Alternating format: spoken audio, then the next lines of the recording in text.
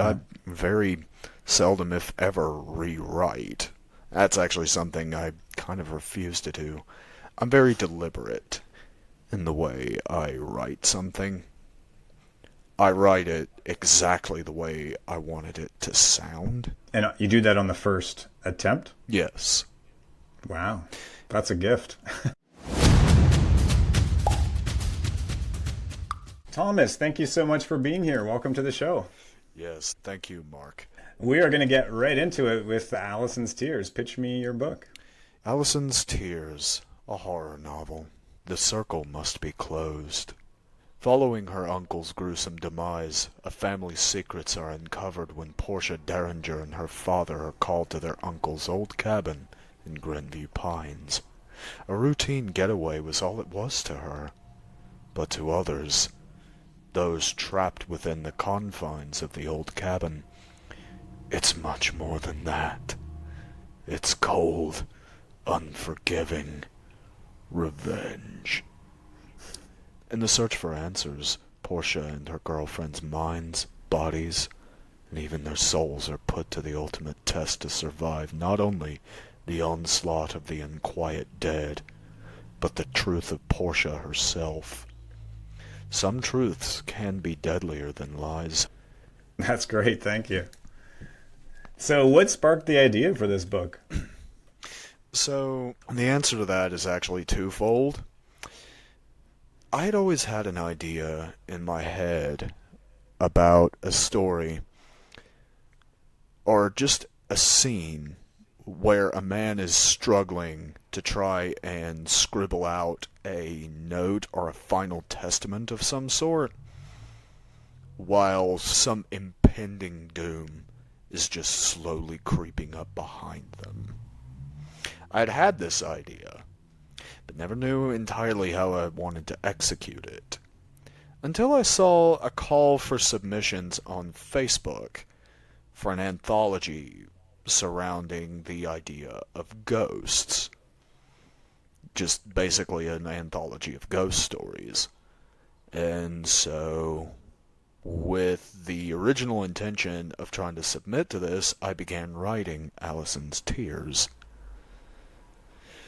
And in true Thomas Stewart fashion, what started as a short story became a full-length novel rather quickly. This book was written in just a little over 3 months. Wow, that's great. Yes. So what was the process like for, you've written more books. This is what your latest book or upcoming book. What's your process like now and for this book? Are you what they call a pantser, where you just kind of have an idea and you Very go with much it, so. or do you outline? Okay. No. No, personally, the pantser v. plotter debate, I'm very much a pantser, and I believe, honestly, it allows for a much nicer flow to a story. Because I've seen where people will talk all about their plotting process. They have all these notebooks, and all I can think is, dude, if this were me, I'd be on book 2 before you've written chapter 2. Like, come on, get on with it. No, and I also realize it alleviates a lot more frustrations, because you're not so caught up in trying to force a story into a specific mold that you may realize it's not meant to fit. Yeah. And then how is your rewriting process? Because the other side of not planning is a little bit more time rewriting. Do you find you spend more time rewriting? No. Actually, I very seldom, if ever, rewrite. That's actually something I kind of refuse to do. I'm very deliberate in the way I write something. I write it exactly the way I wanted it to sound. And you do that on the first attempt? Yes. Wow. That's a gift. Well, it's one of the things about being an Asperger's syndrome, or autism spectrum disorder. we tend to try and be very deliberate and very upfront with what we say or what we communicate.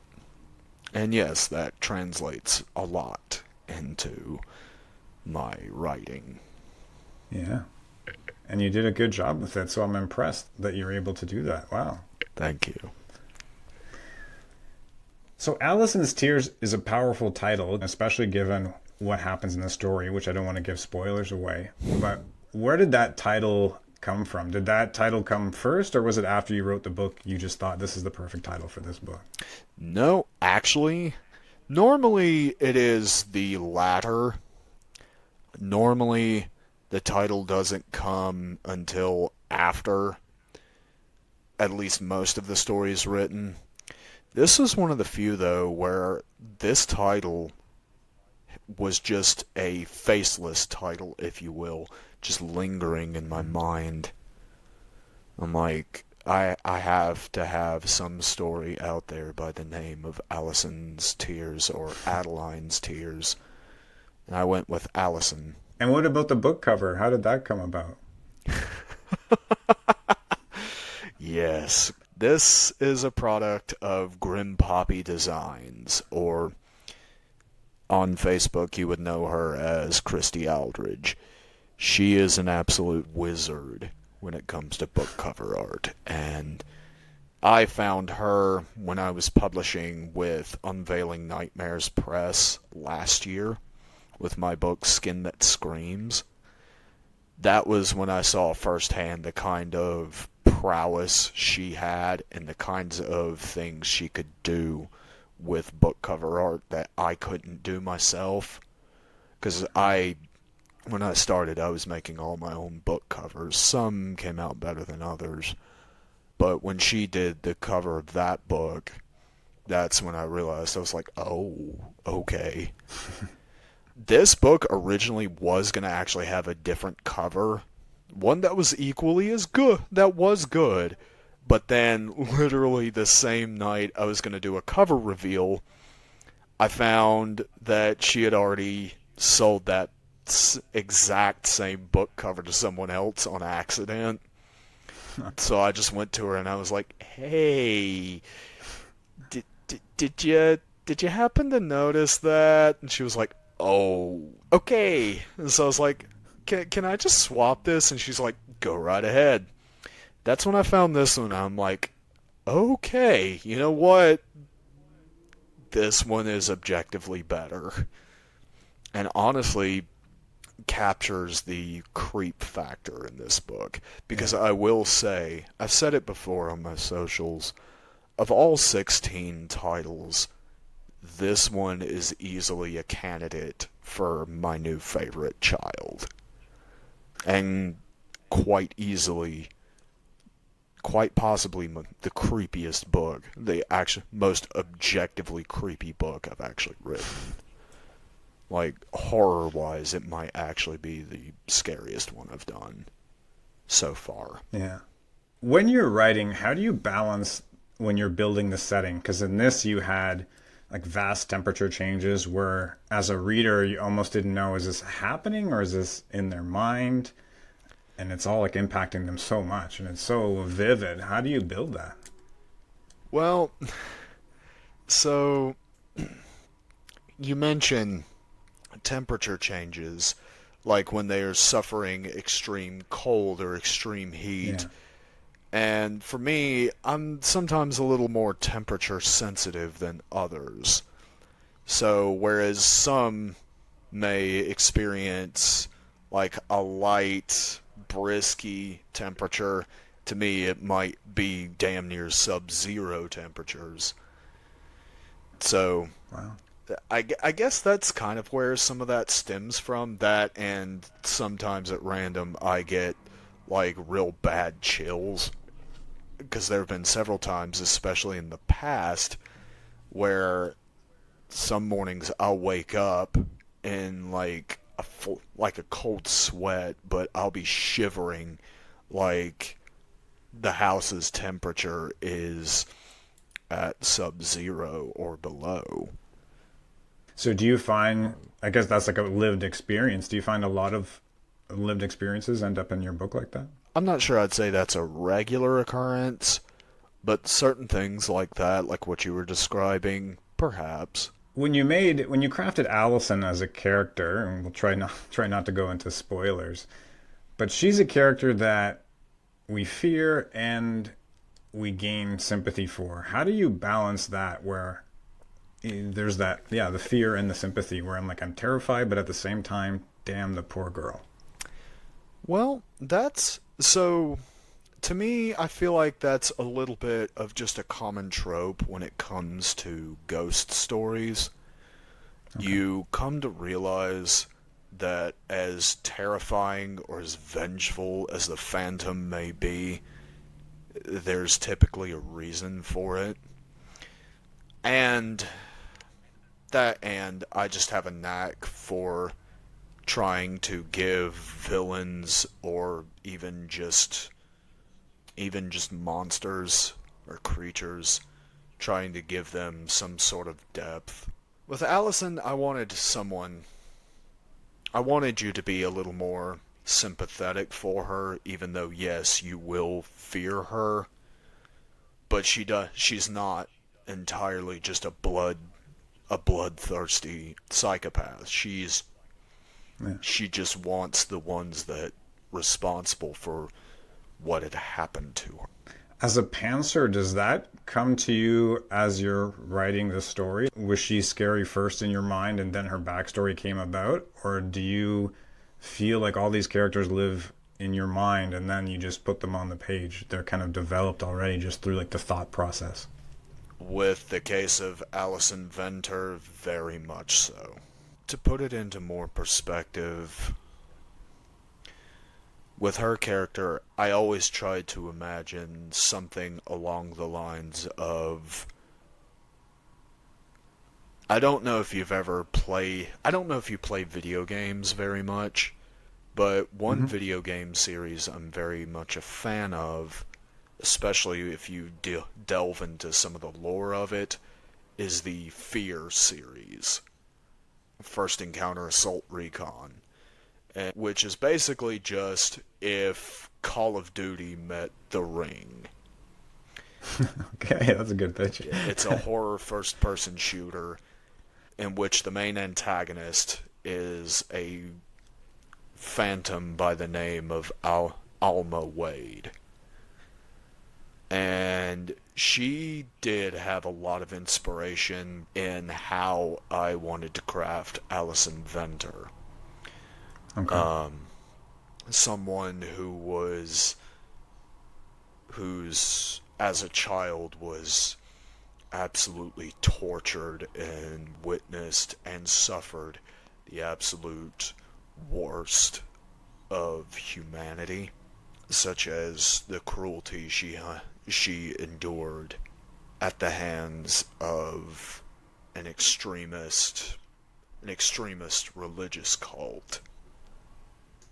And how did you then balance someone like Joseph, who there's a scene early on, so I don't think it's that much of a spoiler, but he's almost like I liked him for a moment when he's in the boat with her because he's just sympathetic and very human, and until I find out later his actual story, and it's very surprising because you could have gone either way. He could have been a complete jerk, which is why it led him to being who we find out who he is later, but you chose to have him a little bit more sympathetic with her. You're talking about Roger, yes? Oh, I thought it was Joseph. Oh, maybe it was Roger, sir. Okay, Roger was the one. I thought it was Joseph. Oh, okay. I Joseph got them was the confused. one in the Okay, sorry. cabin. When it came to the Derringer family, the three brothers, Roger, Joseph, and Richard, I of course wanted them to have like that normal family life style, and their other dealings were what they kept in secret. Okay. And, again, it is explained why they do it. This is also inspired by a true supposed poltergeist, the Himuru Mansion, which is a story where a family would kidnap children, specifically young girls, and they would sacrifice them by drawing and quartering them and using the blood to seal off a supposed portal to the underworld. And one year it didn't work, so the father went throughout the house and slew his entire family. And it was said that their spirits, as well as the spirits of their many victims, would live within the walls. I very much took inspiration from that when I was coming up with the idea of the Derringer cabin. All of the children's, they were basically trying to make sure that the doorway to the other side would never open up or never remain opened, in which they would have to kidnap and sacrifice young girls. Yeah. So I have a question for you from our last author that was on the show, because we kind of let one author ask another author a question. This comes from Melissa Roos, and she asks if you've ever written a scene that scared you so much you had to walk away for a while and then come back to it. In this book, no. There's only been one time, though, where I was writing. It didn't scare me, but it did hit me because I realized just how much of myself, especially at that time, I was putting into it. And that was when I was writing my very first novella, my serial killer novella, no less, by the title of Mortimer. And it was when Mortimer was giving his backstory. And I realized there's a scene in this that very much mirrored a real life situation I had to witness. That would be the only time anything close to that has ever happened, because I wrote it and then I had to stop for a moment. How long does it usually take you to finish these books? Well, you said 3 months for Allison's Tears. Is that fairly typical for you to turn a novel over that quickly? It depends. My very first novel, titled To Hunt Wraiths, I literally finished that, and it was almost 60,000 words. I finished that in just over a month. Wow. The second full-length novel I ever wrote and published, I did in about 3 months. And that was 61,000 words. Sometimes I can crank a novella out in just a couple of weeks. Other times it'll be a couple of months. It just depends, because I don't always just dedicate all my writing time to just one project. Sometimes there'll be weeks where I devote an entire week to one project, then the next week it's another project, and so on. Or I might do one project one day, another project another day, back to the first project the next day, and then like a whole new project the next day. It just depends. Wow. That's challenging. I've had a few projects on the go before, and my mind gets scrambled with all the the characters and trying to keep the arcs. I'm racking up some new, like, unfinished WIPs, and then, funny enough, I was actually going through some of my old stuff here in my room today, and I stumbled across an old handwritten manuscript that I never finished from, say, back in either late 2020 or very early 2021. So you're going to jump back into that? The thought has entered my mind. However, as of just a couple days ago, I already have started a brand new project, which, again, just like this, was supposed to be nothing more than a short story, and now my brain's trying to turn into a goddamn novel. That's not. Do you see that as a bad problem to have, or do you see that as like a gift of it's great that you can turn something small into something that big? I think it is kind of cool. I think it helps make for a funny story in of itself. Sometimes, though, it does depend on whether I'm trying to get... Like, if I was trying to write for a specific project, like an anthology or even a collaborative project, and it was just supposed to be like a short story, like something no bigger than 10 or 12,000 words, and now I've done turned the damn thing into a 30,000 word or better novella or novel. Yeah. And, I'm like, well, shit, now I gotta come up with something completely new for that. Yeah, I can see that as a problem, yeah. Yeah, sometimes. I have a Patreon member ask this question. How do you want someone to feel after they read your book? And are you happy if somebody is spooked, or do you want them to be terrified after they're done? When it comes to this book especially, I'm going to basically parrot what William Friedkin said in interviews concerning the film of The Exorcist. With this book, you will get into it. You will get out of it what you go into it with. If you go into this as a story of good ultimately triumphing over seemingly insurmountable evil, or triumphing over seemingly insurmountable odds, then that's what you'll get out of it. You go into this with the sense of gloom and darkness, and that's all there ever is and will be, then that's what you'll get out of it.